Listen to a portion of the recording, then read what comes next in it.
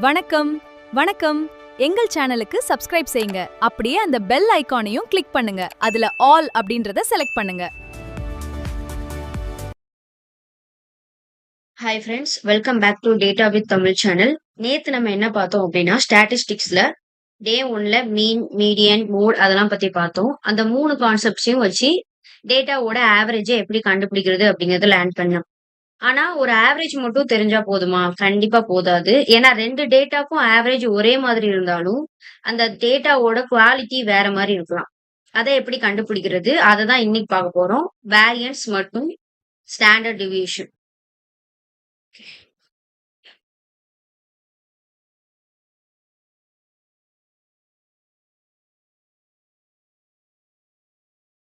Okay. Already உங்களுக்கு தெரியும். நேத்து நம்ம பார்த்தது மீன், மீடியன், மோட். அதுல உங்களுக்கு இப்போ வந்து புரிஞ்சிருக்கும். இப்ப நான் வந்து இதுல இருந்து ஒரு கொஸ்டின் கேட்கிறேன். அதாவது 2 எம்ப்ளாயீஸ் இருக்காங்க. 2 பேருமே ஆவரேஜ் சேல்ஸ் வந்து 5000. அப்படின்னா 2 பேரும் ஒரே மாதிரி பெர்ஃபார்ம் பண்ணியிருக்காங்கன்னு அர்த்தமா? இருக்காது. ஏன்னா ஆவரேஜ் மட்டும் பார்த்து ஆன்சர் சொல்ல முடியுமா? முடியாது. ஏன் தெரியுமா? உங்களுக்கு நான் அடுத்த ஸ்லைட்ல சொல்றேன். எம்ப்ளாயி ஏ எம்ப்ளாயி ஏ பார்த்தீங்கன்னா, டெய்லி சேல்ஸ் 5000, 5000, 5000 அண்ட் 5 டேஸுமே கன்சிஸ்டன்ட்டா 5000, 5000 சேல்ஸ் பண்ணியிருக்காரு. அவரோட ஆவரேஜ் வந்து 5000. ஓகே. இது பிரெடிக்டபிளா இருக்கும். அண்ட் எம்ப்ளாயி பி என்ன பண்ணியிருக்காருன்னா, ஒரு நாள் 1000, அடுத்த நாள் 9000. லைக் ஒரு எவ்வளோ டிஃபரன்ஸ் இருக்குன்னு பாருங்க. அடுத்த நாள் 5000, அடுத்த நாள் 7000, அடுத்த நாள் 3000. இது வந்து ரிஸ்க். இது இப்படிதான் கன்டின்யூ ஆகும்னு நம்மளால சொல்ல முடியாது. அவர் கன்சிஸ்டன்ட்டா இருக்காரு. இவர் வந்து கொஞ்சம் ரிஸ்கானது தான். ஓகே. இப்ப இவங்க 2 பேரோட ஆவரேஜும் 5000. ஆனா யார வந்து மேனேஜர் அதிகமா நம்புவாருன்னு கேட்டீங்கன்னா, எம்ப்ளாயி ஏ.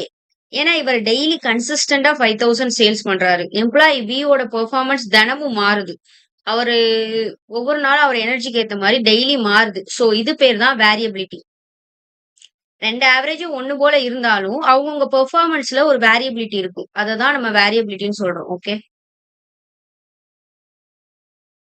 வேரியபிலிட்டினா என்னன்னு கேட்டீங்கன்னா, ஒரு டேட்டாவோட ஆவரேஜ சுத்தி எவ்வளவு மாறி, மாறி இருக்குன்னு பார்க்கிறது தான் வேரியபிலிட்டி. இப்போ ஸ்டேபிள் எம்ப்ளாயி பாருங்க. அந்த கிரீன் கலர் லைன் வந்து ஸ்டேபிள் எம்ப்ளாயி. அவர் வந்து ஸ்டேபிளா சேல்ஸ் குடுக்குறாரு. ஆனா அன்ஸ்டேபிள் எப்படி ஆரம்பிக்கிறாரு பாருங்க. இங்க 1000 தென் இது வந்து ஒரு கிராஃப் மாரி பார்த்துக்கோங்க. இப்போ இந்த இந்த டிஃபரன்ஸ் இருக்குல்ல, அந்த ஆரஞ்சு கலர் லைன் தான் டிஃபரன்ஸ். அந்த டிஃபரன்ஸ தான் நம்ம வேரியபிலிட்டின்னு சொல்றோம். ஓகேவா?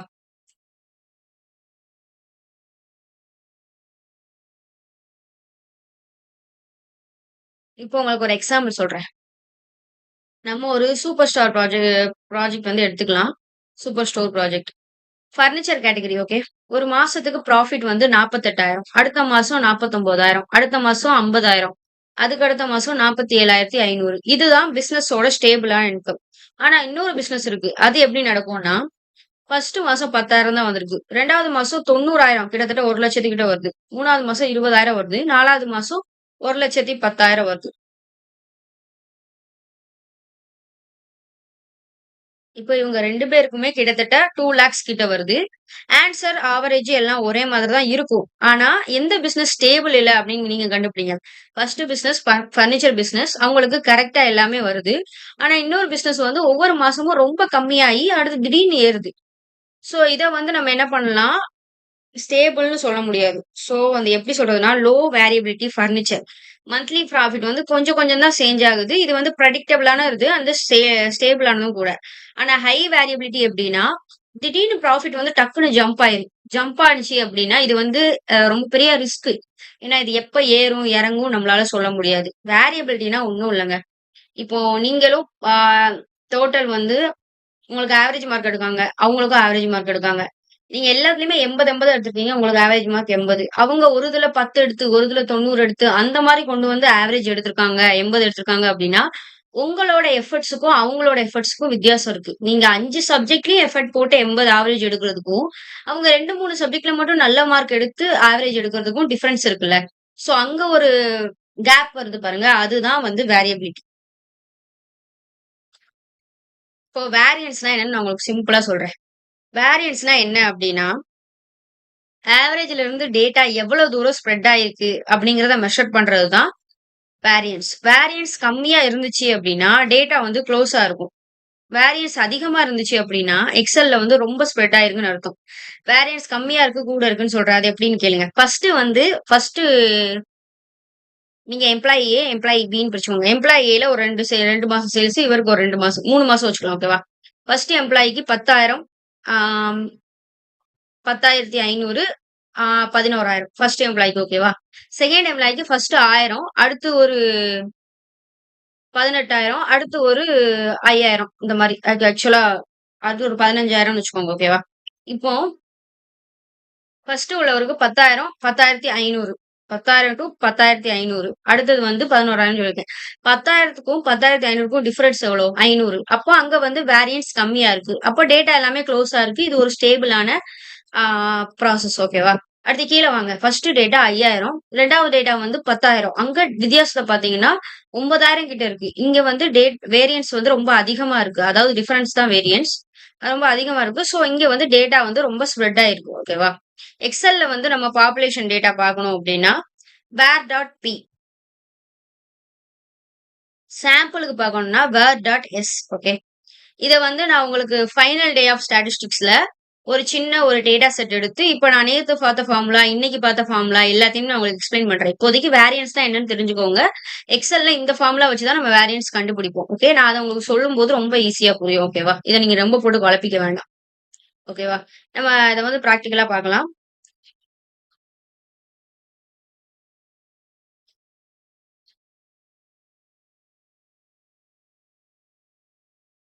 இப்போ வந்து 2 ஸ்டூடண்ட்ஸ். ஸ்டூடண்ட் ஏ ஓட மார்க் பார்த்தீங்கன்னா 78, 79, 80, 81, 82 அண்ட் ஸ்டூடண்ட் பி யோட மார்க் பாருங்க 40 ஒரு சப்ஜெக்ட்ல 40 எடுத்திருக்காரு. கிட்டத்தட்ட ஜஸ்ட் பாஸ்.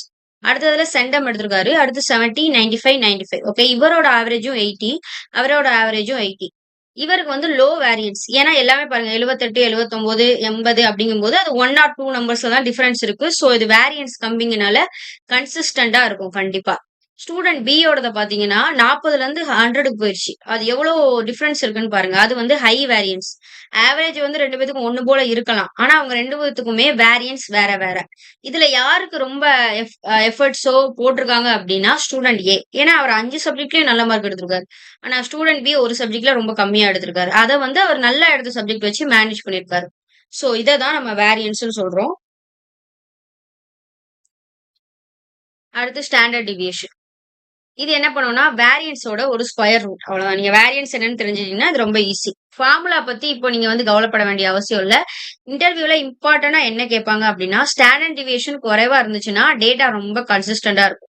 ஸ்டாண்டர்ட் டிவியேஷன் அதிகமா இருந்துச்சு அப்படின்னா, டேட்டா ரொம்ப மாறிக்கிட்டே இருக்கும். அதேதான் இங்க வேரியன்ஸ் கம்மியா இருந்துச்சுன்னா, டேட்டா க்ளோஸா இருக்கும். வேரியன்ஸ் நெறைய இருந்துச்சுன்னா, டேட்டா ஸ்ப்ரெட் ஆயிருக்கும்னு சொல்றோம்ல. அதே மாரி தான் இங்கேயும்.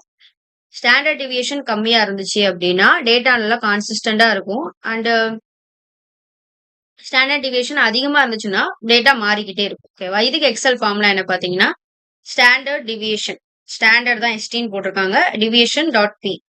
பாப்புலேஷனுக்கு ஒண்ணு, சாம்பிளுக்கு ஒண்ணு. ஓகேவா? இங்க பாருங்க. ஸ்மால் எஸ்டினா data is consistent and dependable. Large எஸ்டினா data is high variable and risky. Okay. இப்போ ஒரு பிசினஸ் எக்ஸாம்பிளோட சொல்றேன். ஒரு ஷாப் எடுத்துக்கலாம். ஓகேவா? ஃபர்ஸ்ட் ஷாப்ல வந்து ஃபர்ஸ்ட் வந்து 1 லேக் சேல்ஸ். அடுத்து வந்து 99K சேல்ஸ். அடுத்து 1.2 லேக் சேல்ஸ். அடுத்து 98K சேல்ஸ். அடுத்து 1.1 லேக் சேல்ஸ். இதெல்லாம் வந்து சேல்ஸோட அவங்க இது. ஓகேவா? இந்த ஷாப் ஒண்ணு பார்த்தீங்கன்னா, லோயஸ்ட் பெருசா வந்து அந்த ஒவ்வொரு மந்த் சேல்ஸ்க்கும் பெருசா டிஃபரன்ஸ் இல்ல. ஓரளவு தான் டிஃபரன்ஸ் இருக்கு. சோ இது நல்ல வேரியன்ஸ். அதனால ஹெல்த்தியா, ஸ்டேபிளா இது கண்டிப்பா ரன் ஆகும். ஓகேவா? அடுத்து இன்னொரு ஷாப். First 50K. செகண்ட் மாசம் பார்த்தீங்கன்னா, அப்படியே தாவிருச்சு 1.60L. அடுத்து வந்து 80K. அடுத்து 1.40L. இதுல பார்த்தீங்கன்னா, ஹை எஸ்டி ஐ மீன் ஹை ஸ்டாண்டர்ட் டிவியேஷன். எவ்வளோ கேப் இருக்குன்னு பாருங்க. அப்போ இதுல வந்து நம்ம வந்து ஹெல்த்தின்னு சொல்ல முடியாது. Volatile cost flow. திடீர்னு எப்பனாலும் மாறலாம் இது. ஓகேவா? சோ கம்பெனிஸ் வந்து ஸ்டாண்டர்ட் டிவியேஷன எதுக்கு யூஸ் பண்ணுவாங்க அப்டின்னா, அவங்களோட கேஷ் மேனேஜ்மென்ட்டும், அவங்களோட ப்ராடக்ட்டும் கரெக்ட்டா ஹெல்த்தியா போய்க்கிட்டு இருக்கான்னு பார்க்கறதுக்காக. இதுல எந்த பிசினஸ் சேஃப்ன்னு கேட்டா நீங்க என்ன சொல்லுவீங்க? ஷாப் 1. இப்போ நீங்க ஷேர் மார்க்கெட்ல இன்வெஸ்ட் பண்றீங்கன்னு வச்சுக்கோங்க. ஓகேவா? இன்வெஸ்ட் பண்றீங்க. நீங்க தான் இன்வெஸ்டர் ஏ. உங்க ஃப்ரெண்ட் வந்து இன்வெஸ்டர் பி. அவர் ஃபர்ஸ்ட் வந்து எப்படி இன்வெஸ்ட் பண்றாரு அப்டின்னா 2% இப்போ அவர்ட்ட ஒரு 10,000 இருக்குன்னு வச்சுக்கோங்க. அதுல 2% மட்டும் இன்வெஸ்ட் பண்றாரு. ஓகேவா? அடுத்த மாசத்துல 2.1, அடுத்த மாசத்துல 1.9, அடுத்த மாசத்துல 2%, அடுத்து 2.2%. அவர் அந்த 2 கிட்ட அதுக்குள்ள குளோஸ்ல தான் அவர் வந்து இன்வெஸ்ட் பண்றாரு. சோ அவருக்கு ஸ்டாண்டர்ட் டிவியேஷன் ரொம்ப கம்மி. அதாவது நடுவுல உள்ள டிஃபரன்ஸ் ரொம்ப கம்மி. ரிஸ்க்கும் ரொம்ப கம்மி. ஏன்னா திடீர்னு அவருக்கு லாஸ் ஆனா கூட அவர் 2% தான் போட்டிருக்க போறாரு. சோ பெரிய லாஸ் வந்து அவர் அஃபெக்ட் பண்ண போறதில்ல. ஆனா இன்வெஸ்டர் பி உங்க ஃப்ரெண்ட் என்ன பண்றாரு அப்படின்னு பாத்தீங்கன்னா, ஃபர்ஸ்ட்டே எடுத்தோனே 10% போட்டுடுறாரு. போட்ட உடனே என்ன ஆகுது அப்படின்னா, அடுத்து -8% ஆயிருது. அடுத்து 15% போடுறாரு. அதுல -12% ஆயிருது. அடுத்து 9% போடுறாரு. இந்த மாரி அவருக்கு மாத்தி, மாத்தி உங்களுக்கு ப்ராஃபிட் ஈவனா கிடைக்குது. 2%, 2.1%, 1.9% அப்படின்னு ஈவனா கிடைக்குது. எந்த ஒரு சேஞ்சஸும் இல்ல உங்க இதுல. உங்களுக்கு ஒரு கம்மியான அளவு பெர்சன்டேஜ்ல கிடைச்சா கூட கன்சிஸ்டன்டா கிடைக்குது. ஆனா அவருக்கு அப்படி இல்ல. 10% கிடைச்ச உடனே -8% ஆயிருது. அடுத்து 15% ப்ராஃபிட் கிடைச்ச உடனே -12% போயிருது. இதுல பாத்தீங்கன்னா 10 8 போயிருச்சுன்னா 2% தானே அவருக்கும் ப்ராஃபிட். அடுத்து 15ல 12 போயிருச்சுன்னா 3%. அடுத்து 9%. எப்படி பார்த்தாலும் அவருக்கு வந்து ஹை ரிஸ்க். ஓகேவா? எப்ப இது வந்து என்ன ஆகும்னே தெரியாது அவருக்கு.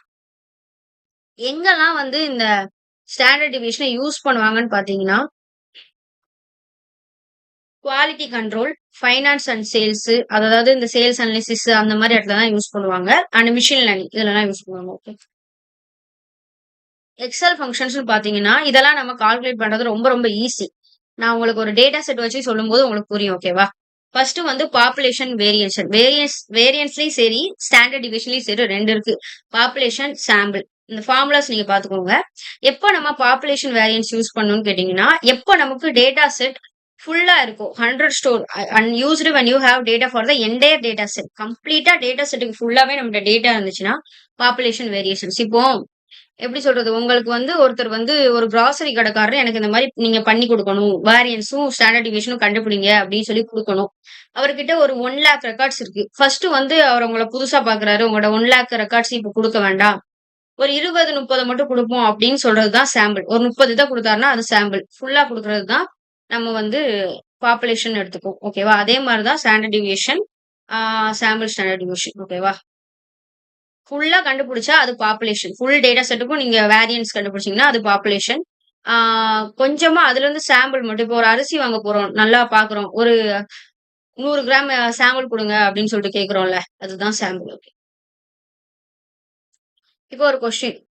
எதுக்காக வந்து ஸ்டாண்டர்ட் டிவியேஷன் இம்பார்ட்டன்ட் அப்படின்னு வந்து இன்டர்வியூல கண்டிப்பா கேட்பாங்க. அப்ப நீங்க என்ன சொல்லணும் அப்படின்னா, இது வந்து கன்சிஸ்டன்சிய மெஷர் பண்ணும்.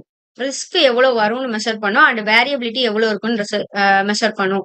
இத வச்சு நம்ம பிசினஸ் டெசிஷன்ஸ் ரொம்ப ஈஸியா எடுக்கலாம் அப்படின்னு சொல்லணும் நீங்க. தென் இதான் கீ டேக் அவேஸ். இன்னைக்கு நம்ம பார்த்தது. இத நான் ஆல்ரெடி சொல்லியிருக்கேன். நீங்க இத ஒரு ஸ்கிரீன்ஷாட் கூட எடுத்து வச்சுக்கோங்க. ஓகே. சோ அடுத்த வீடியோல நம்ம ஸ்டாட்டிஸ்டிக்ல இன்னொரு முக்கியமான டாபிக்க பார்க்க போறோம். ப்ராபபிலிட்டி. இது ரொம்ப இன்ட்ரஸ்டிங்கா இருக்கும்.